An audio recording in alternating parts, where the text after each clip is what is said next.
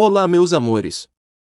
Sejam muito bem-vindos ao nosso canal, O Despertar da Consciência. É um prazer imenso compartilhar da sua presença aqui. Antes de dar início ao vídeo, deixe seu like e se inscreva no canal. Obrigada. O poder de grandes sonhos. Se você está na corrida por riqueza, deve ser incentivado pela seguinte verdade: o mundo em que vivemos exige novas ideias, jeitos novos de fazer as coisas, novos líderes, novas invenções e novos métodos, estilos, versões e variações de tudo o tempo todo. Por trás de toda essa demanda por coisas novas e melhores, tem uma qualidade que você deve ter para vencer, e ela é a definição do objetivo ou conhecimento do que você quer e um desejo ardente de tê-lo. Se você realmente deseja riqueza, lembre-se de que os verdadeiros líderes do mundo sempre foram pessoas que aproveitaram e puseram em prática as intangíveis e invisíveis forças da oportunidade. Líderes são as pessoas que convertem essas oportunidades em cidades, arranha-céus, fábricas, transporte, entretenimento e todas as formas de conveniência que deixam as coisas mais fáceis, mais rápidas, melhores ou simplesmente tornam a vida mais agradável. Ao traçar os planos para adquirir sua cota de riqueza, não se deixe diminuir por ninguém por ser um sonhador.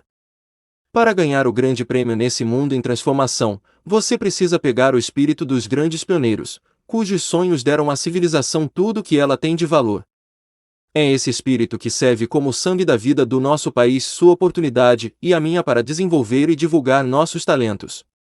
Um desejo ardente de ser e fazer é o ponto de partida de onde o sonhador deve começar. Sonhos não nascem da indiferença, da preguiça ou da falta de ambição. Se o que você deseja fazer é certo e você acredita nisso, vá em frente e faça. Não se importe com o que eles dizem, caso sofra uma derrota temporária. Eles não sabem que cada fracasso traz consigo a semente de um sucesso equivalente.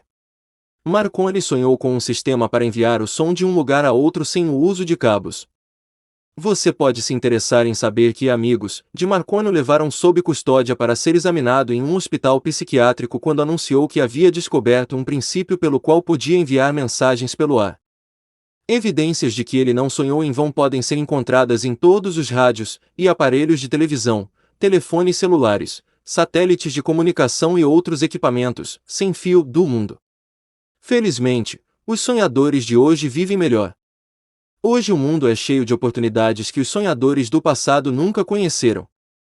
Se você duvida disso, se está se sentindo destruído por um fracasso recente, vai descobrir em breve como esse fracasso pode ser seu bem mais valioso. Quase todo mundo que alcança o sucesso na vida começa mal e passa por muitas dificuldades dolorosas antes de chegar lá. O ponto de transformação na vida daqueles que alcançaram o sucesso normalmente acontece no momento de alguma crise, pela qual são apresentados ao seu outro eu. Comentário. O conceito de Napoleão Hill de outro eu é mencionado em outro trecho do livro, mas ele não se estende nos comentários. A seguinte elaboração é extraída de seus textos posteriores: você tem pensado apenas em suas perdas, em mais nada. Quanto mais se concentra nelas, mais atrai outras perdas. Pare de pensar nelas e decida se beneficiar de sua experiência. Sejam quais forem os obstáculos pessoais que enfrentar, comece conhecendo um lado de sua personalidade que não reconhece obstáculos, que não reconhece derrotas. Cultive uma amizade com o outro você, de forma que, o que quer que esteja fazendo, você permaneça aliado a alguém que compartilha dos seus objetivos. Toda a filosofia e conselho sobre convencer outras pessoas vai ser muito mais útil se você praticar consigo. Sidney Poitier descobriu o gênio adormecido dentro de seu cérebro só depois de ter enfrentado o grande infortúnio. Ele foi condenado por fraude preso em Columbus, Ohio, e foi lá que conheceu seu outro eu. Ele começou a escrever contos. Depois, ainda preso, começou a vender essas histórias para revistas sob o pseudônimo Henry. Usando a imaginação, ele se descobriu um grande autor em vez de um miserável criminoso e proscrito. Quando foi solto, Henry era o escritor de contos mais popular do país. Comentário. Mais recentemente, em outra prisão, outro tipo de escritor conheceu seu outro eu, e a música country ganhou um de seus mais talentosos compositores e um de seus maiores astros. Quando Mary Agard era criança, a casa da família era um vagão reformado em Bakersfield, Califórnia. Depois que o pai morreu, quando Melly tinha 9 anos, a casa mais comum para o jovem foi uma série de centros de detenção juvenil. Aos 16 anos, ele abandonou a escola, e durante os 4 anos seguintes, a única marca que Melly Agard deixou no mundo foi uma ficha policial extensa por roubo de carros, assaltos e cheques falsificados. Aos 20 anos, ele cumpria a pena em San Quentin e ganhava a fama de vigarista incorrigível. Então ele conheceu seu outro eu. Inspirado por um show que Johnny Cash fez para os detentos e também por conversas com homens que estavam no corredor da morte durante um tempo que passou na solitária, Agard aprendeu que tinha outro eu e esse eu tinha alguma coisa a dizer por meio da música. Quando saiu da solitária, Agard pediu o trabalho mais duro que a prisão tinha a oferecer, inscreveu-se em cursos noturnos na penitenciária, emendou-se e conseguiu a condicional depois de 2 anos e meio.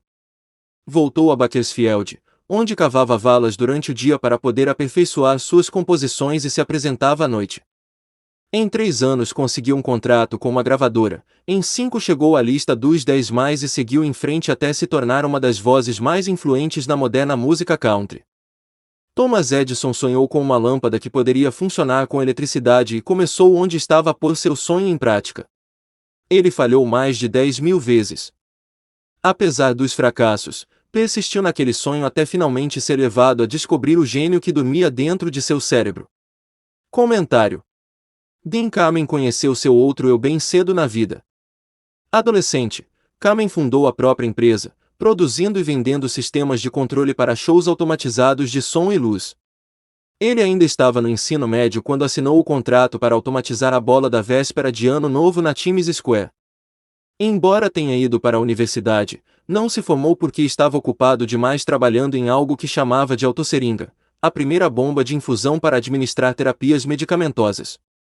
Sua invenção foi aclamada como um marco na medicina, como muitas outras de suas criações, que incluem uma revolucionária máquina de hemodiálise, uma bomba de insulina para diabéticos, um stem aprimorado para pacientes cardíacos e mais de 150 outros aparelhos que patenteou.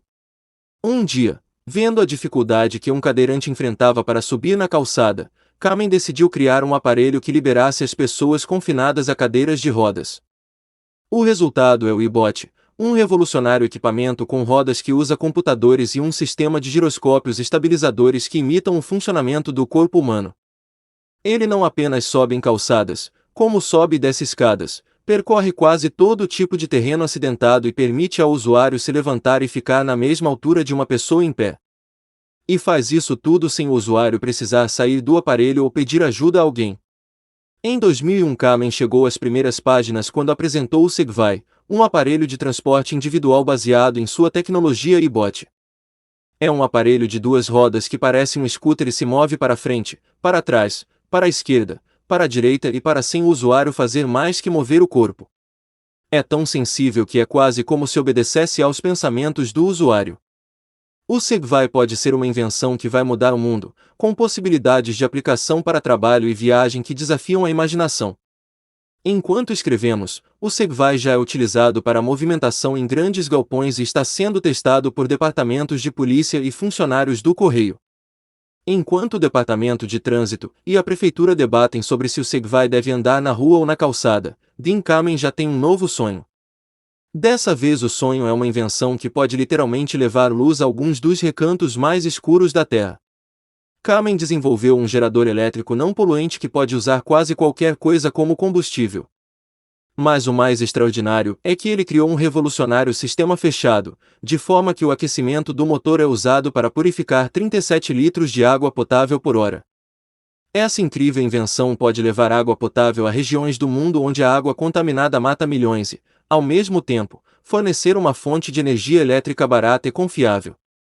Dean Kamen não é um acadêmico escondido em algum laboratório por aí. Kamen é um inventor, mas, como Thomas Edison, também é um empreendedor e homem de negócios criando e comercializando equipamentos que estão mudando a percepção pública do que é um inventor. Henry Ford, pobre sem escolaridade, sonhou com uma carruagem sem cavalos. Trabalhou com as ferramentas que tinha, sem esperar a oportunidade favorecê-lo, e agora a evidência de seu sonho circula por toda a Terra. Ele pôs mais rodas em movimento que qualquer homem que já viveu porque não teve medo de defender seus sonhos. Comentário: Steve Jobs e Steve Wozniak, dois desistentes da universidade, sonharam produzir e vender computadores que a pessoa comum pudesse usar. Como Ford, trabalhando com as ferramentas que tinham, construíram o primeiro computador Apple na garagem da família de Jobs e, como Ford, não tiveram medo de defender seus sonhos. Depois de mostrar o protótipo para um comerciante local, receberam uma encomenda de 25 máquinas. Jobs vendeu seu Volkswagen, e Woz vendeu sua cara calculadora científica Hewlett-Packard para levantar $1,3 mil e começar a nova empresa. Pegaram o dinheiro, convenceram os fornecedores de equipamentos eletrônicos da região a conceder a eles uma linha de crédito e começaram a produção do Apple I. Eles revolucionaram a indústria de hardware e software. Lançado em 1976 pelo preço de $666, o Apple primeiro rendeu a eles $774 mil. 2 anos mais tarde apresentaram o Apple II, que rendeu $140 milhões nos 3 anos seguintes. Em 1980, a Apple se tornou uma empresa de capital aberto, com valor de mercado de $1,2 bilhão depois do primeiro dia de negociações. Wozniak deixou a empresa em 1981, mas Jobs trabalhou no desenvolvimento do Macintosh em 1984. Em 1985, Jobs também saiu, mas em 1998 retornou à Apple para revitalizar a empresa em decadência com a criação dos computadores iMac, a companhia de animação Pixar, o iPod e o iTunes. Ao apresentar histórias de sucessos contemporâneos, os editores seguiram o estilo de Hill de usar pessoas reais para ilustrar os princípios do sucesso. Mas Napoleão Hill teve um raro privilégio. Diferentemente de qualquer um antes ou depois dele, teve a oportunidade de conhecer pessoalmente as pessoas mais poderosas e bem-sucedidas e descobrir que sonhos as inspiraram, que obstáculos enfrentaram e como encontraram coragem para superar seus fracassos. Hill conheceu muitos inventores e construtores de império que criaram as bases da indústria norte-americana do século XX enquanto ainda eram notícia, não história. Então, por mais de 25 anos, estudou os hábitos e descobriu os segredos das gerações seguintes, as que construíram sobre as bases, forjaram novas indústrias, criaram novos sistemas e sonharam novos sonhos. Somente por ter tido esse acesso sem precedentes por tão longo período Hill foi capaz de comparar, contrastar, analisar e então formular uma filosofia de realização baseada nas histórias reais de pessoas reais que usaram essas técnicas para criar seu sucesso. Quem pensa enriquece revolucionou a literatura de autoajuda e até hoje é a régua que mede toda a literatura motivacional. Seu sucesso também ajudou a criar o mercado para os milhares de biografias de negócios que contam com detalhes como sonhos nasceram, planos foram feitos, frustrações foram encaradas e triunfos foram alcançados em cada setor dos negócios modernos. E por essa riqueza de informação está agora disponível com pouco mais que um clique do mouse. Você pode ler, ouvir ou ver os maiores empreendedores e os mais bem-sucedidos CEOs atuais confirmando com as próprias palavras a verdade básica por trás de cada um dos princípios que Napoleão Hill explica neste livro. Os produtos ou serviços que eles vendem podem ser diferentes, mas a história de seu sucesso é a mesma: sonhos seguidos de fracassos, seguidos de lições aprendidas, depois sucesso. Para cada Henry Ford, Thomas Edison ou a Henry que Napoleão Hill cita para comprovar um argumento, existe hoje um Steve Jobs, Dean Kamen ou Mary Agard provando que os argumentos de Hill ainda são válidos. Existe uma diferença entre querer uma coisa e estar pronto para recebê-la. Ninguém está pronto para alguma coisa até acreditar que pode tê-la. O estado mental deve ser de crença, não só de esperança ou vontade. A mente aberta é essencial para acreditar. Mentes fechadas não inspiram fé, coragem e crença. Lembre-se, não é necessário mais esforço para querer muito da vida, buscar abundância e prosperidade do que para aceitar infelicidade e pobreza. Um grande poeta afirmou corretamente essa verdade universal em seus versos: barganhei com a vida por 1 centavo, e a vida não quis me pagar mais, por mais que eu implorasse à noite quando contei meu ganho escasso. Porque a vida é um patrão justo, ela dá o que você pede, mas, depois que você fixou o salário, tem que enfrentar a tarefa. Trabalhei por um salário baixo, só para aprender, desanimado, que qualquer salário que tivesse pedido à vida, a vida teria pago de bom grado. Se gostou, compartilhe esse vídeo. Gratidão.